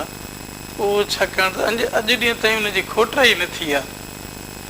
जेकॾहिं खोटराई उनजी बाक़ाइदे जीअं मोहन जे दड़े जी खोटराई थी आहे तीअं जेकॾहिं हिन जी गवर्नमेंट खोटराई करे त हिन मां बि उहे जायूं उहे उन ज़माने जूं ॻाल्हियूं असांखे मिली सघनि थियूं जेके शायदि मोहन जे दड़े खां वधीक क़दीम हुजनि। उन में असांखे सिक्का बि मिलंदा, उन में असांखे ज़ेवर बि मिलंदा, उन में असांखे काफ़ी शयूं मिलंदियूं। पर छाकाणि त हिन जी बाक़ाइदे खोटराई थी कोन्हे का अॼु ॾींहं ताईं इहो दड़ो ईअं ई आहे। असां जॾहिं नंढा हूंदा हुआसीं मींहुं वसंदो त हिन जा अंदरां जेके मींहं जो पाणी निकिरंदो उन सां गॾु हिकिड़ा सिक्का ऐं कॾहिं कॾहिं दूरीअ जा मोती माना सोना ज़ेवरनि जा जेके आहिनि से टुकर उहे वही ईंदा हुआ, उहे असां खणंदा हुआसीं त पोइ असां अंदाज़ो लॻाईंदा हुआसीं त हिन शहर में हिन दड़े में तमामु पुराणियूं शयूं आहिनि, पर कंहिं हिते तवजो कोन ॾिनो आहे। सेवण वारे इलाइक़े तहज़ीब जे वाधारे जूं केतिरियूं मंज़िलूं तय कयूं आहिनि। काको भेरूमल उन हवाले सां लिखे थो त क़दीम ज़माने जे अवाइल में सिंध जो रुगो उलहंदे तरफ़ वारो जाबलू भाङो वसियल हो ऐं उन वक़्त जे माण्हुनि जी सभ्यता जो मर्कज़ सेवण ऐं लारकाणे वारो पासो। नए हिजरी ज़माने में बि सेवण वारो इलाइक़ो वसियल ऐं आबाद नज़र अचे। आसारे क़दीमा जो मशहूर मुहक़िक़ सर जॉन मार्शल पंहिंजे किताब मोहन जो दड़ो ऐं सिंधू सभ्यता में लिखे थो त नए पत्थर वारे ज़माने जा निशान सिंध में लकीअ जे जबलनि जे क़तारनि ऐं रोहड़ी वारनि टकरियुनि में बि अकेचार आहिनि। आलमनि जे बहस खे सहेड़े जेकॾहिं इहा राय क़ाइमु कजे त सेवण वारो इलाइक़ो पत्थर लोह ऐं टामे वारे ज़माने में बि आबाद ऐं ख़ुशहाल इलाइक़ो हो त उन ॻाल्हि में को बि वाधाउ न थियो। तहज़ीब असांजी जेकी हिते मिले थी सा मोहन जे दड़े सां मिलंदड़ जुलंदड़ ऐं मिस्र वारे दौर सां मिलंदड़ जुलंदड़ तहज़ीब मिले थी। जेकॾहिं कोट जेको सेवण जो जेको क़िलो आहे उन में ॾिठो वञे त उन में साईं सैयद हाकिम अली शाह बुखारीअ चयो आहे, लिखियो आहे त हिन शहर जा टे तबका हुआ। माना पहिरियों हिकिड़ो शहर हो, उन जे मथां वरी ॿियो शहर आबाद थियो, उन जे मथां वरी टियों शहर आबाद थियो। टे तबका शहर जा जेके हुआ, जेके तबका जेके मालूम कया विया आहिनि त उहे ॾिसनि त उन जी दीवारियूं पकियूं आहिनि, रस्ता ठहियल आहिनि, उन जे अंदरि हिकु ॿिनि खूहनि जो जेका सबूत मिलिया आहिनि, गुदामनि जा सबूत मिलिया आहिनि ऐं असलह खाने जा सबूत मिलिया आहिनि ऐं बादशाह जे वेहण जा सबूत मिलिया आहिनि ऐं उन खां पोइ जेको आहे सो इन मां किन बुतनि जा जेके आहिनि स्टोपास जेके आहिनि उहे बि मिलिया आहिनि असांखे। त उन मां मालूम थिए थो त हीउ शहर जेको हो सो हिकु सुधरियल तहज़ीब याफ़्ता दौर जो हिकिड़ो शहर हो। सेवण वारो इलाइक़ो क़दीम ज़माने खां वठी अहमियत वारो इलाइक़ो पे रहियो आहे, छाकाणि त सिंध ते जॾहिं बि उत्तर या उलहंदे खां काह थींदी हुई त सेवण सिंध जे बचाव लाइ हिकु दरवाज़े जो कमु ॾींदो। जो इन ई करे जो कुदरती तरह सेवण लकीअ जे पहाड़नि जे करे अहिड़े हंध ते आहे जो उन ते कब्ज़ो करण खां पोइ आसानी सां लाड़ सिंध ते कब्ज़ो करे सघिबो। तारीख़ फ़रिश्ता मां मालूम थिए थो त तातारियुनि जिन 697 हिजरीअ में दहली जे हाकिम गयासुद्दीन जे ज़माने में सिंध ते काह कई, तिन पहिरियां ई सेवण ते हमिलो कयो। जलालुद्दीन ख्वारदम शाह जॾहिं सिंध ते काहे आयो हो तॾहिं हुन बि पहिरियां ई सेवण ते हमिलो कयो हो। मुग़ल बादशाह अकबर जो सिपह सालार अब्दुर्रहीम खान जॾहिं सिंध ते काहे आयो तॾहिं उन बि सिंध फ़तह करण लाइ पहिरियां ई सेवण ते कायो हो ऐं उतां फ़तह करण खां पोइ वञी ठटो फ़तह कयई ऐं मिर्ज़ा जानी बेग खे शिकस्त ॾिनई। उनखां अॻु में जॾहिं शाह बेग अरगून 926 हिजरी में जाम निंदे जे पुटु जाम फ़िरोज़ खां सिंध ते खसी तॾहिं बि पहिरीं ऐं पोईं लड़ाई सेवण जे मैदान ते लड़ी वई। शेर शाह सूरी खां शिकस्त खाई जॾहिं हिमायूं सिंध में आयो तॾहिं उन सेवण हथु करण जी वॾी कोशिशि कई, पर शाह हसन अरगून जे अमीर मिर्ज़ा अलैक जे मुक़ाबले में कामयाब थी न सघी। पोइ ज़माने में जॾहिं कलोड़नि ख़ुदाबाद हालन वारे खे ऐं हैदराबाद खे वसाइण शुरू कयो तॾहिं खां सेवण जी अहमियत घटिजी वई। वीर हुकुमराननि बि हैदराबाद खे वञी वसायो, तंहिं करे सिंध जो ही सदा मलूक ऐं तारीख़ी शहर सेवण ॾींहों ॾींहुं अंग्रेज़नि जे दौर में त हीउ शहर वञी हिकु ॻोठ जी सूरत में बचियो हो। अलबत्ता हाणे हीउ शहर ॿीहर तरक़ी जी राह ते गामज़न आहे। हीउ पंहिंजे दौर जो उहो शहर आहे जेको कमाल बि ॾिसंदो रहियो आहे ऐं ज़वाल बि ॾिसंदो रहियो आहे। त आउं सम्झां थो त हिन वक़्तु जेको पीरियड आहे सेवण जो उन में मुंहिंजे नज़र में जेको हिनजे ज़वाल जी शुरूआति थी आहे उहा तक़रीबन आउं सम्झां थो त कलोड़नि जे दौर खां पोइ जेको आहे सो शुरू थिए थो। ख़ासि तरह किले खे जॾहिं असां ॾिसूं था सेवण जे किले खे त सेवण जे किले खे बि उन ई दौर में नज़रअंदाज़ कयो वियो ऐं उनखां पोइ वरी जॾहिं मीरनि जो दौरु आयो त उन्हनि बि जेको आहे सो इन तरफ़ हिन शहर ते घणो तवजो न ॾिनो। इन खां अॻु में जेका पीरियड आहे मुग़ल पीरियड आहे, तुर्कान पीरियड आहे या ॿिया जेके पीरियड आहिनि उन्हनि हिन शहर खे वॾी अहमियत ॾिनी। उन्हनि जे दौर में ई त बैन अक़वामी त पंहिंजी जाइ ते हो, पर दारुल हुकूमत जे हैसियत सां माना हो हिते गादियूं हुयूं, हिते नवाब रहंदा हुआ, उन्हनि जा गवर्नर हूंदा हुआ। इंतिज़ामी हवाले सां सेवण खे जेको आहे सो तमामु घणी अहमियत मिलंदी हुई। कलोड़नि मीरनि उन खां पोइ वरी जेको आहे सो अंग्रेज़नि या हींअर ख़ुदि पाकिस्तान में बि जेकर कलंदर लाल शहबाज जहिड़ी हस्ती हिन शहर में जेकर न हुजे हा त आउं सम्झां थो त हिन शहर जी हींअर उहा हैसियत या उहा जेका अहमियत आहे न रहे हा। त आउं सम्झां थो त इन ई करे जेको आहे हिन शहर खे हींअर माशाल्लाह वरी मां सम्झां थो त हिन शहर में वरी उहो थोरो कमाल अचे पियो ऐं हीउ शहर पंहिंजी उन्हनि सभिनी शयुनि खे वरी आहिस्ते आहिस्ते इम्प्रूव करे पियो, हुनर में या इल्म में या काफ़ी ॿियनि शयुनि में हीउ शहर जेको आहे सो अॻिते अचे पियो। पर जेको ज़वाल आहे मां सम्झां थो उहो कलोड़नि जे दौर खां पोइ जेको आहे सो शुरू थियो। सिंध जे मौजूदा शहर सेवण जी सुञाणप कलंदर लाल शहबाज जे करे बि आहे। लाल शहबाज कलंदर खां सवाइ तारीख़ जा किताब इहो बि वाज़े कनि था त हज़रत ख्वाजा उस्मान हारूनी ऐं ख्वाजा मुईनुद्दीन चिश्ती जी बि हिते आमद थियल आहे। कलंदर लाल शहबाज जे हवाले सां किताब तज़किरे मशाइख सेविस्तान में आयल आहे त कलंदर लाल शहबाज जो नालो उस्मान हो ऐं पाण हुसैनी सादातन मां। कलंदर शहबाज जे हवाले सां हिन वक़्त ताईं जेके बि किताब मकाला या मज़मून लिखिया विया आहिनि उन्हनि सभिनी में संदन नालो उस्मान लिखियो वियो आहे। अलबत्ता संदन शिजरा धार धार तारीख़नि में जुदा जुदा बयानु थियल आहे। कलंदर लाल शहबाज जी सेवण आमद जे हवाले सां दौर हाज़िर में तारीख़ जा मुहक़िक़ पंहिंजा पंहिंजा राया बयानु कनि। रवायतुनि में या लिखतुनि में या तारीख़ जे किताबनि में इहे ॻाल्हियूं मौजूदु आहिनि त पाण ईरान जे शहर ईरान जे इलाइक़े आज़रबाईजान जा जेके हुआ उहा सरहद जेकी रूस ऐं ईरान सां लॻंदड़ जेकी सरहद हुई उन सरहद वटि हो। उन शहर जो जेको सो नालो मर्व हो, शहर जो नालो मर्व हो ऐं उन खे उन दौर जा माण्हू इज़ाफ़ी तरह सां मरवंद चवंदा हुआ, मरवंद चवंदा हुआ। जॾहिं लाल साईं हिते आयो ऐं मरव लफ़्ज़ जो जेको आहे सो हिते तारीफ़ थियो त हिते जा माण्हू मक़ामी माण्हू जेके आहिनि सो उनखे मरवंद जे बजाए मरवंदी जेके आहे सो चवणु लॻा। हाणे इहे ॿई नाला जेके आहिनि सो मुरवज आहिनि। हीउ मरवंद ओॾां जो नालो आहे जेको मरव मां निकितल आहे ऐं मरवंदी जेको आहे सो हिते जेको आहे सो मुरज नालो आहे। सेवण जे प्रोफेसर महबूब अली चन्ना पिणु इन ॻाल्हि ते ज़ोर ॾिनो आहे त असली लफ़्ज़ मर्व आहे। शुजरे में त 13हीं पीढ़ीअ में हज़रत इमाम जाफ़र सादिक जे 13हीं पीढ़ीअ में उहो शुजरो त असां वटि आहे, उहो मुस्तनिद आहे। बाक़ी रहियो सुवाल त असुल केरु हो, मरवंदी हो, पठान हो, ईरानी हो। मौलाना दीन मोहम्मद वफ़ाईअ वक़्त के क़रीब किताबनि जा हवाला ॾेई साबित कयो आहे त उहो असुल सिंधी हो। उन वक़्त में जेके काफ़िला वेंदा हुआ हितां लख अलवीअ खां निशापुर खुरासान, उन वक़्तु अफ़गानिस्तान नालो कोन हो, इन सॼे मुल्क खे खुरासान चवंदा हुआ। त खुरासान में वॾा मदरसा हुआ, इस्लामी मदरसा हुआ ऐं इहो अमीर तैमूर जो बि ज़मानो आहे जंहिं वधीक वॾा मदरसा समरकंद में ऐं ॿियनि हंधनि ते ठहिराया।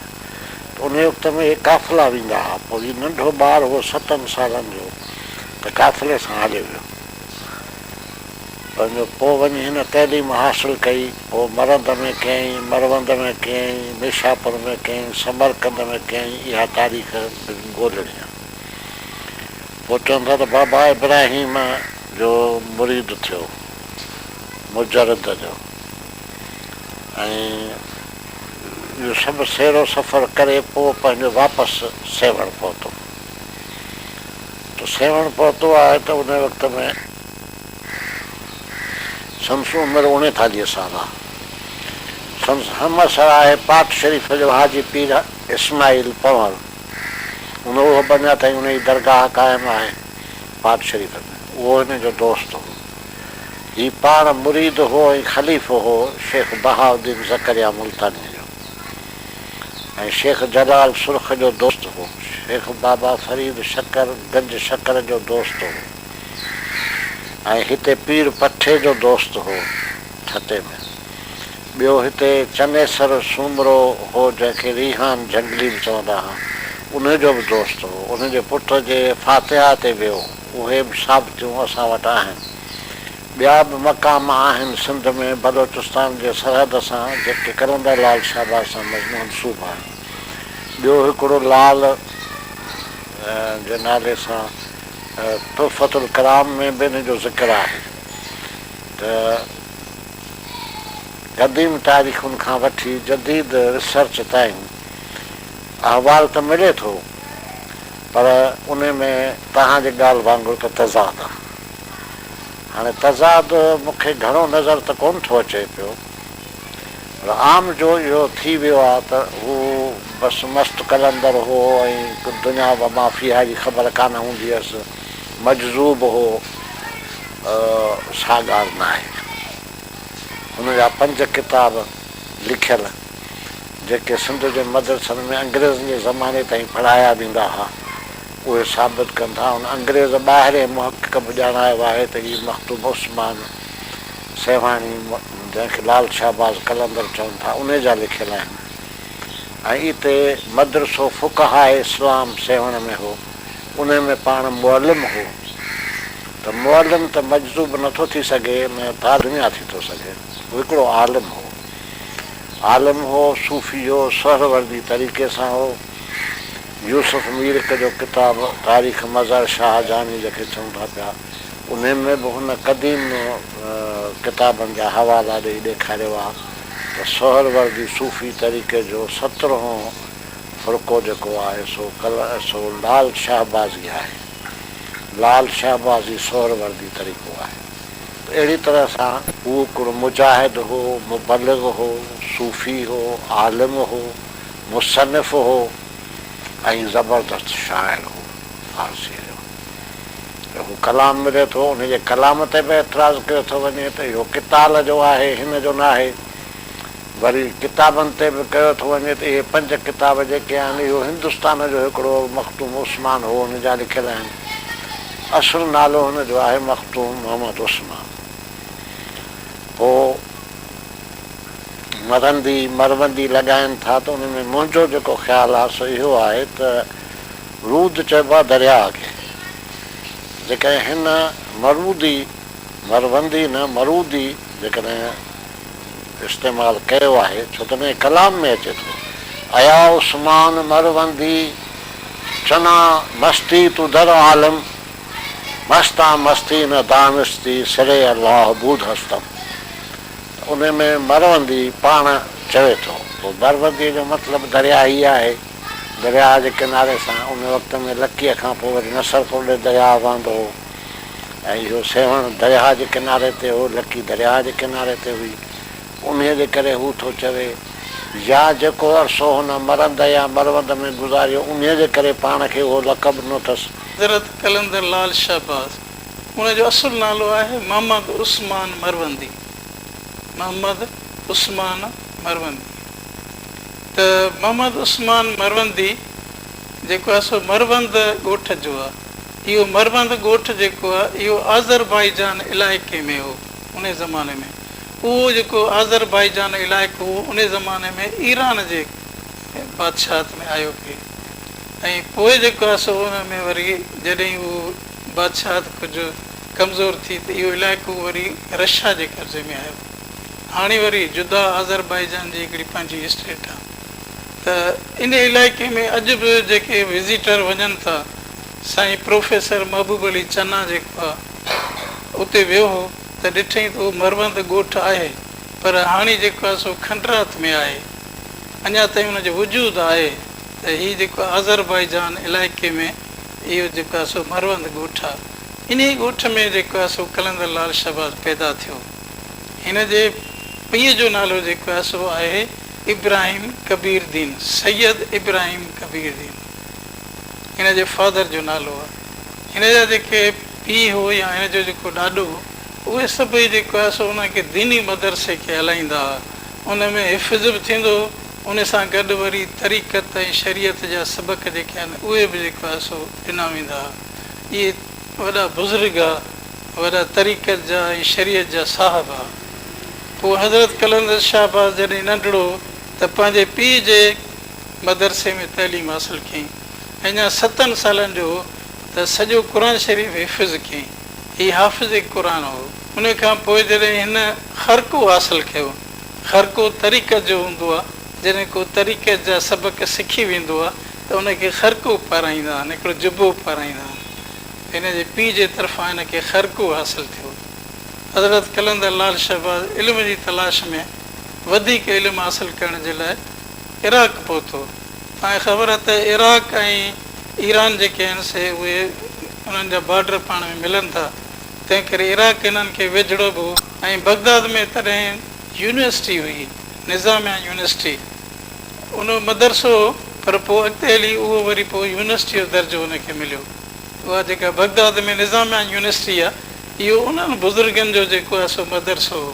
त उते जेको बुज़ुर्ग रहंदो हो त बाबा इब्राहिम वली, हिकिड़ो वॾो बुज़ुर्ग हो जेको तरीक़त जो साहिबु हो, उन वटि कलंदर लाल शहबाज़ अची पढ़ियो, उन खां इल्मु हासिलु कयईं, उनखे पंहिंजो पहिरियों मुर्शिद बि। पोइ बाबा इब्राहिम वली जॾहिं पढ़ियो त हिनखे इरादो थियो त मां हरमैन शरीफ़नि जेको आहे वञा। पोइ पाण जेको आहे सो मदीने शहर में आयो ऐं उते जेको आहे सो ज़ियारत कयईं, हज कयईं। त पोइ उते जेको आहे सो हिन हदीस ऐं तफ़सीर ऐं क़ुर शरीफ़ फ़िक़ह जो वधीक इल्मु हासिलु कयो, तमामु भरपूर इल्मु हासिलु कयो। उन खां पोइ जेको आहे सो मिस्र आयो। मिस्र में जेको आहे शाह जमाल मुजरिद, हिकिड़ो वॾो वलीउल्लाह रहंदो हो, उन वटि जेको आहे सो हिन तइलीम हासिलु कई, उनजो तालिब थियो। उन चयोसि त हाणे तूं इंडिया वञ, छाकाणि हिंदुस्तान में तमामु घणो जेको आहे सो माण्हू बुतनि जी पूॼा था कनि ऐं मंदरनि में आहिनि, शेवालनि में आहिनि। तूं उते वञ, उते वञी इस्लाम जी तबलीग कर। पोइ इहे पहिरीं आयो उच शरीफ़ में। उच शरीफ़ में जेको आहे बुज़ुर्ग हो जंहिंखे सुर्ख पोश चवंदा हुआ, उहो ॻाढ़ा कपिड़ा पाईंदो हो। इन करे पंहिंजे मुर्शिद जे करे कलंदर लाल शहबाज़ बि हमेशह ॻाढ़ा कपिड़ा पाईंदो हो। ऐं इन ॻाढ़नि कपिड़नि जे करे हुनखे जेको आहे सो कलंदर शहबाज़ खे लाल सॾींदा हुआ। उतां जेको आहे सो फैज़ हासिलु करे पोइ हीअ वरी मुल्तान में आयो। मुल्तान में जेको आहे सो जेके वॾा बुज़ुर्ग आहे उन्हनि सां हिन जी मुलाक़ात थी। उन खां पोइ सेवण आयो। सेवण में जेको आहे सो आख़िरी ॾींहंनि में आयो, जॾहिं संदसि उमिरि 112 वरी हुई। पोइ सेवण में जेको आहे सो पहिरीं अचे, ॿाहिरि हिकिड़ो बाग़ आहे जेको अॼु ॾींहं ताईं लाल बाग़ सॾिबो आहे, उन में तरसियो। कलंदर शहबाज़ जेको आहे सेवण में आयो त सेवण शहर उन वक़्त में हिंदुनि जो ज़ोर हो, उन वक़्त में शिव आस्थान हो, उन वक़्त में रुगो मंदर हुआ, बुतनि जी पूॼा हुई ऐं इस्लाम जी कंहिंखे ख़बर बि कोन हुई। पोइ हिन बुज़ुर्ग अचे जेको आहे सो मदरसा क़ाइमु कया, माण्हुनि खे इस्लाम जी ॻाल्हि सम्झायूं। कलंदर लाल शहबाज़ खां सवाइ बि सेवण जो शहर ॿियनि केतिरनि ई बुज़ुर्गनि जी आरामगाह बणियल आहे। हिन शहर जे ॾखिण में चौथंबी, ओभर में लाल बाग ऐं शहर में चौ तरफ़ ओलियाउनि ऐं बुज़ुर्गनि जा आस्थान। हिते कलंदर लाल शहबाज़ खां सवाइ बोदले बहार, छुटे उमराणी, मखदूम अब्दुल वाहिद सहवाणी ऐं नौमान सानी जहिड़ा फ़क़ीर ऐं कामिल मदफून आहिनि। हिते ई अरगूननि जा मक़बरा मौजूदु आहिनि जिन ते तहक़ीक़ थियणु अञा बाक़ी आहे। बोदलो बहार जेको सॾिजे थो, इहो छो सॾिजे थो, इन जी छा तारीख़ी हैसियत आहे? सही, इन सिलसिले में हाणे काफ़ी रिवायतूं आहिनि, माण्हुनि जूं रिवायतूं आहिनि। हिकिड़ा माण्हू हिकिड़ियूं था ॻाल्हियूं कनि, ॿिया माण्हू ॿियूं था ॻाल्हियूं कनि, चवनि था त कलंदर जो ख़लीफ़ो हो ऐं कलंदर वसियत करे वियो त पहिरीं इन जी ज़ियारत कजो, तंहिंखां पोइ मूं वटि अचिजो ज़ियारत करण लाइ। त इन सिलसिले में केतिरियूं ॻाल्हियूं आहिनि। लाल बाग असल में हिकिड़ी मंज़िलगाह हो ऐं इहा मंज़िलगाह उहा आहे जो सेवण हिकिड़ो बंदरु आहे। क़दीम ज़माने में सेवण हिकिड़ो वॾो जंक्शन जी हैसियत सां, बंदरु जेको सेवण जो उहो हिकिड़ी जंक्शन जी हैसियत रखंदो। ऐं जेके बि मिसाल जे करे असांखे समुंड जे तरफ़ वञिणो आहे त जेके बि बेड़ा आहिनि या ग़ुराब आहिनि उहे हितां क्रॉस करे वेंदा। वरी जेकॾहिं असांखे पंजाब साइड ॾे सखर ताईं वञिणो आहे, अॻिते वञिणो आहे त उहे बि हितां गुज़र कंदा। वरी जेको जंक्शन मां हिनखे निकिरे थो चवां त हितां वरी जेकॾहिं असांखे बलूचिस्तान में ख़ुश्की जे रस्ते कुझु सफ़र करिणो थो पइजी वञे, नैंग, झांगारा, बाजारा या इन तरफ़ वञिणो थो पए त काफ़ी वरी काफ़िला उठनि ते या घोड़नि ते चढ़ी इन तरफ़ हलिया वेंदा। त हीअ माना अहिड़ी इहो बि हिकिड़ो जेको लाल बाग जंहिंजो आउं ज़िक्र करियां पियो, इहो बि क़दीम बागनि में शामिलु आहे ऐं इन जी बि उन वक़्त जी अहमियत आहे जॾहिं इंसानु गुराबनि में सफ़र कंदो। सेवन शहर ऐं उनजे आसपास वारनि इलाइक़नि मां वॾे तइदाद में नवादरात बि मिलंदा बि रहिया आहिनि, पर उहे नायाब शयूं हिन शहर में हाणे मौजूदु कोन्हनि। थियण त ईअं खपंदो हो त उहे नवादरात हिकु हंधि गॾु करे को वॾो म्यूज़ियम जोड़ियो वञे हा, जंहिंमें उन्हनि शयुनि जी निमाइश पई थिए हा, पर उन हवाले सां कंहिं बि सरकार पंहिंजो किरदारु अदा न कयो।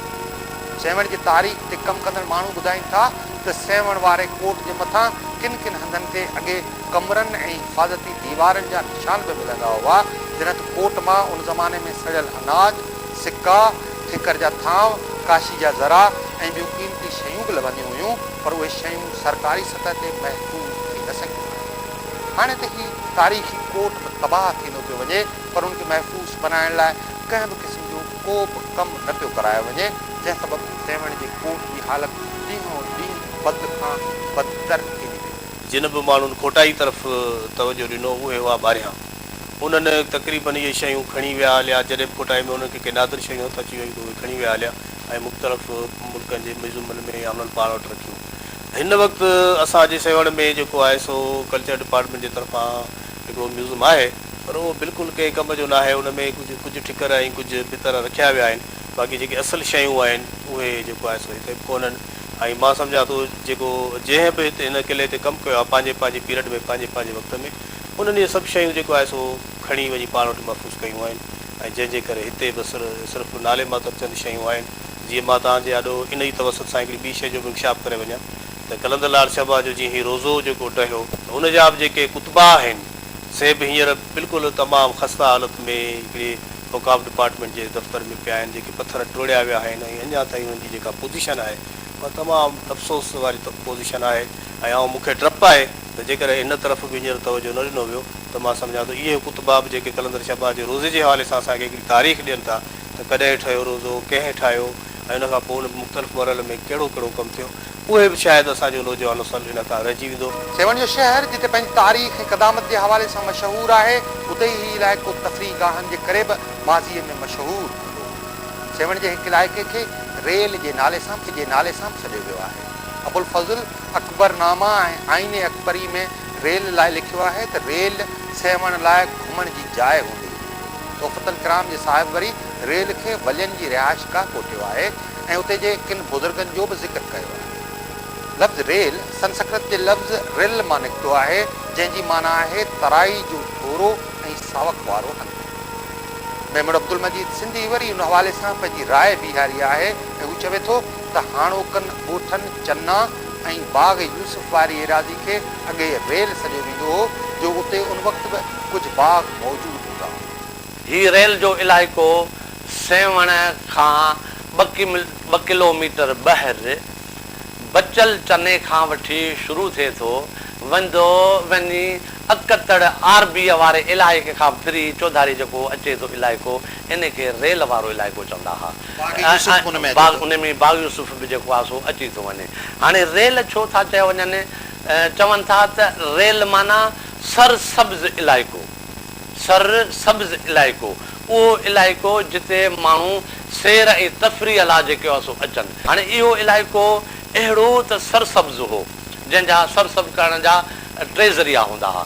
हिकु त अॻे बंद कोन ॿधल हूंदा हुआ, दरिया खे पाणी जॾहिं उथल कंदो हो त इहो इलाइक़ो सॼो जो सॼो सरसब्ज़ थी वेंदो हो ऐं माण्हू जीअं हींअर क्लिफ्टन ते या हॉक्स बे ते सैर तफ़रीह लाइ वञनि था, छोलियूं ॾिसनि था, अहिड़ी तरह सां दरिया जूं छोलियूं, दरिया जूं उथलूं हिते माण्हू ॾिसंदा हुआ।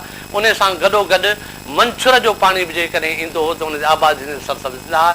ऐं इन इलाइक़े में जेको बाग़ बि हूंदा हुआ, बाग़ यूसुफ जो नालो ई इन बाग़नि जे पुठियां मुंहिंजे ख़्याल में पियो हुजे। यूसुफ उन शहर जो को चङो मुड़ुसु हो, जंहिं वटि को बाग़ हो, उन जे पुठियां जेको सो पियो। सेवण वारो शहर रुगो तारीख़ी लिहाज़ सां ई अहमियत नथो रखे, पर हीउ शहर इल्मी, अदबी ऐं सक़ाफ़ती लिहाज़ सां बि पंहिंजी ख़ासि अहमियत रखे।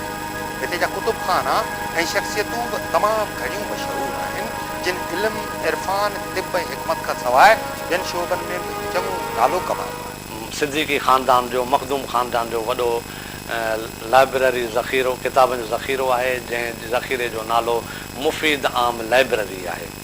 ऐं हीअ जेको सिस्टम जेको आहे सो 1817 ईस्वीअ खां वठी इस्टेब्लिश आहे ऐं उनखे वाधारो जेको आहे सो कयो वियो हकीम मोहम्मद नसीरुद्दीन, हकीम मोहम्मद हसन, हकीम मोहम्मद मुराद सिद्दीकी ऐं मौजूदु आहे जेको हुनजो जेको सरवाणा आहे हकीम मोहम्मद हसन सानी, हकीम मोहम्मद हसन सिद्दीकी सानी जेको आहे सो आहे। हीउ सॼो ज़ख़ीरो जेको आहे सो उन्हनि जो आहे। उन सां गॾोगॾु जेको आहे सो नंढा जेके कुतुबखाना जेके आहिनि उहो प्रोफेसर फतुल्ला सिद्दीकी जिन जो ज़ख़ीरो आहे।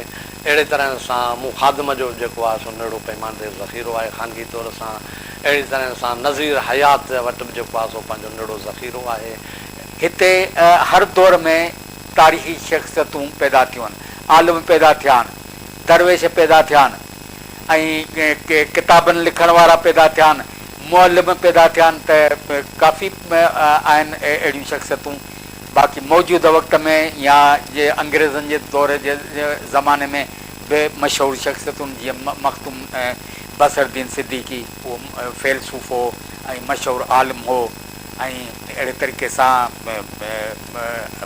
असांजे दौर में मख़्तूम मोहम्मद मुराद सिद्दीकी, उहो बि काफ़ी वॾो ॼाणू हो ऐं वॾो हकीम हो। अहिड़े तरीक़े सां ॿिया सैदनि में बि काफ़ी आहिनि अहिड़ा बुज़ुर्ग जिन नालो पैदा कयो, जिन ख़िदमतूं कयूं। सेवन जे शख़्सियतनि में त असांजो आहे फ़तेह मोहम्मद सेवाणी साहिबु, उन खां पोइ असांजो सेवन जो महबूब अली चना साहिबु, उन खां पोइ ॿियूं बि इलाही केतिरियूं शख़्सियतूं आहिनि। ऐं साईं साबित अली शाह साहिबु जेको शाइर बि थी गुज़रियो आहे, वॾो यानी पर्शियन पोइट्री जो शाइर बि थी गुज़रियो आहे। ऐं उन खां पोइ हिते ॿिया बि केतिरा ई शाइर ऐं आलिम थी गुज़रिया आहिनि।